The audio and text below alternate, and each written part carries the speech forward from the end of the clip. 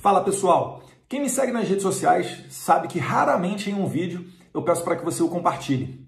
Mas esse eu vou pedir, porque a gente vai trazer aqui notícias muito sensíveis e que tem tudo a ver com a sua liberdade de expressão e com a perseguição que os conservadores têm sofrido, nesse passado recente. Então vamos lá. Você conhece quem é Carlos Augusto de Moraes Afonso? Provavelmente não, né? Mas você sabe quem é Luciano Ayan? Talvez sim. Pois eu lhe digo, essas duas são a mesma pessoa, só que utilizando nomes diferentes. E aí você se pergunta por que uma pessoa utilizaria um nome diferente, já que ele não é um cantor sertanejo, não é um artista e não tem qualquer motivo para mudar de um nome comum para outro nome comum. Na polícia isso é muito frequente quando você investiga o crime de estelionato. E eu vou falar um pouquinho sobre isso. Mas eu quero voltar um pouquinho na história, retornar para 4 de dezembro de 2019, quando o deputado Alexandre Frota protocolou na CPMI das fake news o documento número 32. Grava aí, documento número 32. Esse documento é um relatório produzido pelo seu advogado Marcel Muscati, que inclusive tem recebido repasses da verba de gabinete de Alexandre Frota. Na página 44 começa ali os slides de Luciano Ayan nesse documento 32. Esses slides, feitos em agosto de 2019, também estão presentes em um site, em uma página do Diário do Centro do Mundo.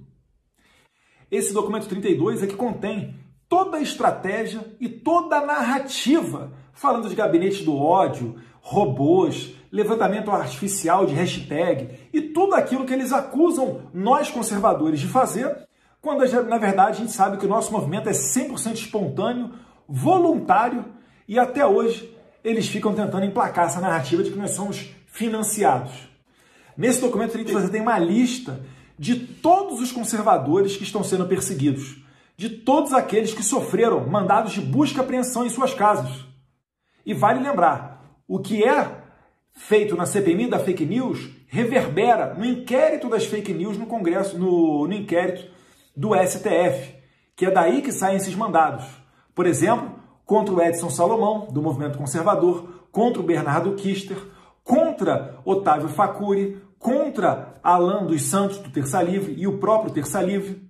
Então, quem está por trás disso tudo é o Luciano Ayan. É ele que fica falando que nós somos gabinete do ódio, que nós temos uma milícia virtual, quando na verdade isso tudo sim é uma narrativa criada artificialmente.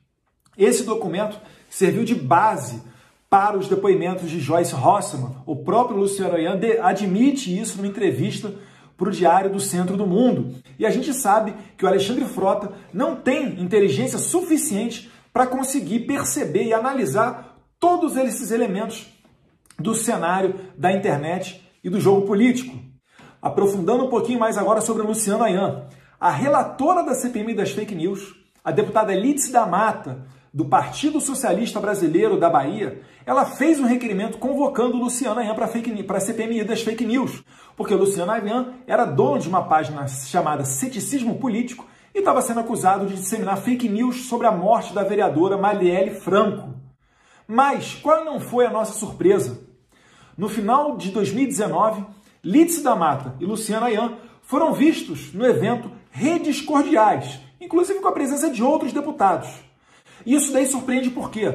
Porque, ora, se ela, deputada, está convocando o Luciano Ayan para depor na condição de investigado na CPMI, como é que ela pode ter uma relação tão próxima e tão tranquila assim?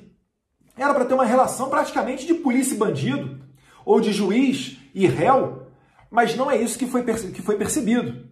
E para piorar ainda mais a situação, o próprio presidente da CPMI, o senador Ângelo Coronel, a pessoa que faz a pauta da CPMI, a pessoa que faz as votações em globo, chamando só conservadores para irem depor na CPMI, quais as diligências que vão ser feitas. O senador Ângelo Coronel participando de live com o Luciano Ayan. E, inclusive, isso foi matéria usada pela deputada Bia Kicis para tentar afastar Ângelo Coronel da presidência da CPMI. Porque o que não existe ali é imparcialidade para conduzir essas investigações. E, mais uma vez, elas reverberam dentro do inquérito das fake news no STF. E hoje, na operação do Ministério Público de São Paulo, que prendeu Luciano Ayan, ou Carlos Afonso, como preferir, foram encontrados pratos com cocaína, maconha, maços de R$100 na casa de empresários ligados ao MBL. O Luciano Ayan tem fotos, vídeos, entrevistas, um vasto material junto com personalidades do MBL. O Luciano Ayan, que inclusive tem empresas abertas juntamente com outros fundadores do MBL, como é o caso do senhor Pedro Rizzo e do senhor Pedro Deirotti, ambos fundadores do MBL que têm empresas junto com o Luciano Ayan. Esses sim que estão se associando à esquerda para tentar derrubar o presidente eleito espontaneamente em 2018. Presidente esse que, após eleito, eles correram lá para casa do presidente para bater uma fotinho deles, né? Afinal, estava em alta, tinha que tirar um proveitinho, né? Esse pessoal que não curte muito ter princípios e que vai ao sabor da onda, vendo para onde é que vai a ideologia deles. Mas isso não para por aí, não. A conexão se estende até o governador de São Paulo, João Dória.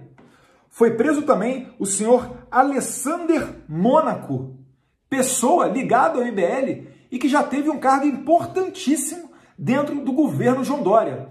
Dá uma olhadinha aí o que estava saindo ainda hoje na Rádio Shockwave. O público diz que empresário ligado ao MBL tem cargo no governo Dória. Um dos alvos foi contratado pelo governador Dória, aí, né, pelo governo Dória, para trabalhar na Comissão de Avaliação de Documentos e Acesso da Imprensa Oficial do Estado. O empresário Alexander Mônaco Ferreira, o Amazing, é o nome de um dos presos ligados ao movimento Brasil Livre, por suspeita de lavagem de dinheiro em operação policial realizada na manhã desta sexta-feira, né? Ó, tá aqui, ó, ele solicitou emprego e foi contratado pelo governo do Estado de São Paulo para trabalhar na Comissão de Avaliação de Documentos e Acesso da Imprensa Oficial do Estado. Que nomão, hein? Justamente um cargo que tem função de gerenciar tarefas de eliminação de documentos públicos, de informações relativas ao recolhimento de documentos de guarda permanente produzidos pela administração pública. Rapaz, uma responsabilidade.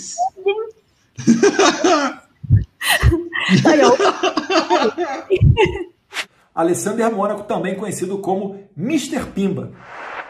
E o MP está dizendo que as cifras nessas investigações sobre lavagem de dinheiro, ocultação de patrimônio, sonegação tributária, gira na casa dos 400 milhões de reais.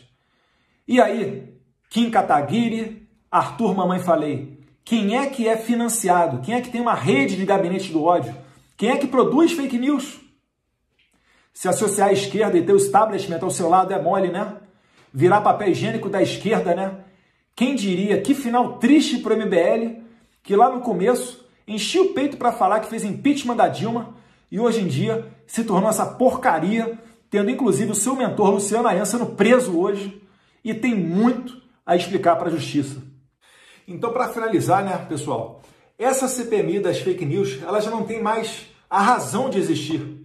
Ela já não tem mais condições morais de existir. O mentor dela acabou de ser preso hoje, envolvido em diversos crimes.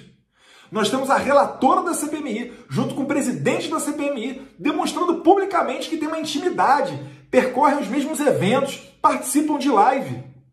Essa CPMI em nada faz, em nada apura com relação a Joyce Hasselmann, que está aí com vários áudios fazendo exatamente aquilo que ela nos acusa de fazer e nunca provou. Ela sim tem áudios pagando missão para assessores, para denegrir a imagem dos outros, para fazer lixamento virtual, fez o seu gabinete de ódio. Os assessores que faziam parte dessa milícia digital, esses sim, estão denunciando a deputada Joyce Hasselmann. Então essa amoralidade, esse baixo nível, esse circo, né, feito dentro do Senado, normalmente um local com pessoas de mais experiência, ex-governadores, até ex-presidentes, está se servindo para fazer esse tipo de jogo sujo. Vamos para o campo do debate político e não mais esse campo do achincalhamento da figura política, né? Que todos nós da nossa classe reclamamos tanto de gozar de pouco crédito junto à sociedade e ainda persistimos nesse tipo de tentativa de narrativa. Não é para isso que o Congresso se serve e, por favor, chegou a hora de ter um mínimo de decência e parar de fechar os olhos para a realidade. Essa CPMI, ela tem que acabar, assim como os inquéritos que estão no STF. Então, meus caros, é para a gente criticar sim, é para estar alerta sim, porque esse é o tipo de pessoa que faz a Lei Kim, que piora as penas para fake news durante o período eleitoral, e a gente sabe quem é que vai sofrer com essas penas. São os mesmos que estão sofrendo hoje mandado de busca e apreensão em suas casas. Esse é o tipo de pessoa que apoia o PL 2630, que visa acabar com a liberdade na internet, que quer obrigar você a dar um CPF, um RG, para abrir uma conta no Twitter. Essa pessoa que você nem sabe se ela se chama Luciana Ayan ou Carlos Afonso. Que moral que essas pessoas têm para querer colocar uma lei dessa goela abaixo de todos nós? Então a gente tem que ficar vigilante, a gente tem que botar na internet, nos 4 cantos, quem são essas pessoas? Alexandre Frota, Joyce Rossmann, Luciana Ayan, Kim Kataguiri, Arthur Moledo Duval, Pedro Rizzo, Pedro Diderot, os outros aqui, como é que é o nome aí do cara que foi preso aí ligado ao Dória? Tem essa aí também, Alessandro Mônaco. Não vamos deixar passar em branco não, porque isso daí não é discurso de ódio, isso daí é estar ao lado da justiça e ao lado do certo, e essas pessoas não vão nos calar. Um abraço a todos vocês e fiquem com Deus.